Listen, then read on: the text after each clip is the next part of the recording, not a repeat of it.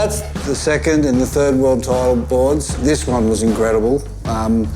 This one did its job. This was 2009. Yep. Parker won 3 out of the first 5 events. Yeah, I felt like I was surfing really good, but I just was missing something. Richie Lovett just kept hounding us to get off the glass on fins and try FCS. He came in, got the world title boards. That's why it's got no fins. The 2007 one, we cut the fins out. Did we ever get them back? Probably not. They're still in the templates down there. Then they made me fins that were exactly the same as that. I did a Red Bull trip to Indo and I took 2 boards of everything. 2 FCS boards, 2 boards with futures and 2 boards with glass-ons. The FCS just felt 100 times better than me. I was like, what have I been doing? Just freaking out. We're going into the back end of the year. I was going to Huntington first and I was like, can you just make me a board that I could go down and try at Trestles before it all happens? You cut off 1.5 inches, so I went from 6.5 down to 5.11, put a little bit more volume in and went FCS. I remember riding at my first surf and I was like, this board feels absolutely amazing. What have I been doing?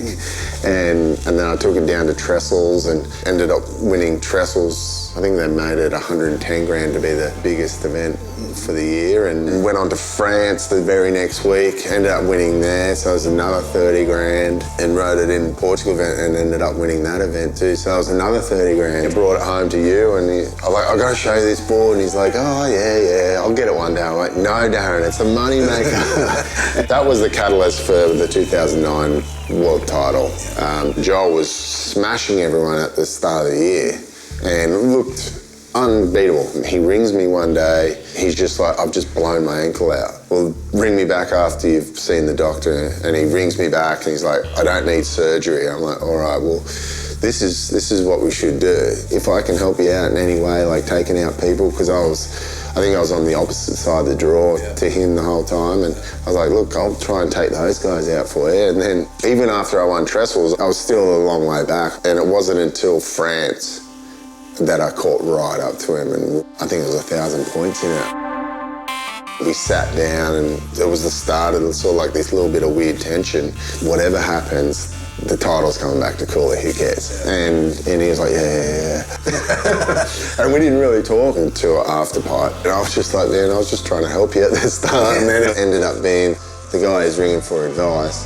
It's the guy that won the world title off him. But it would have been good when Joel finally got his world title. That would have brought it all back together. When Joel won in 2012, I had the same feeling when I'd won my first world title. I was sitting there watching my mate, and that was really special. And the following year, when it came down to the business end, he was out of the race going into Pipe 2, and he was like right in my corner the whole way there. This brings back to the last board you rode on the last day of winning your last world title. It's a 610 here. I pretty much had a very similar year to what Parker had the year before. Yeah.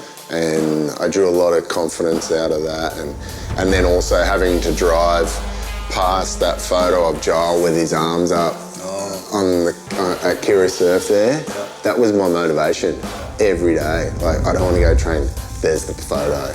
Go. Joel was a huge motivator in that year for me. When I tore my hamstring off in 2004, learning about my body and straightening out my scoliosis to a point where I felt functional. The fitness side of it came to there, and I was getting such good results when I felt strong. Going into Hawaii, that day, when you come out of that barrel and the beach erupted and we're waiting for the scores, from a spectator it was incredible, but I don't think I did an amazing job on this board.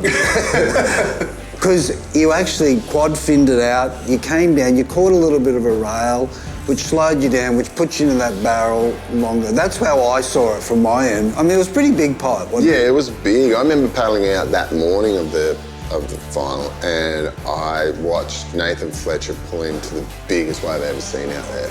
And I was terrified, like absolutely terrified. One of my things, like when I was scared or where I was doubting myself, I'd just start going through a mental checklist, like, all right, is my body in good nick? Yes. Is my boards in good nick? And I sort of went through all the things. I went, well, they're not going to get any better right now, are they? And that was it. I just put the one under my arm, did the old look and went, yep, this is the one.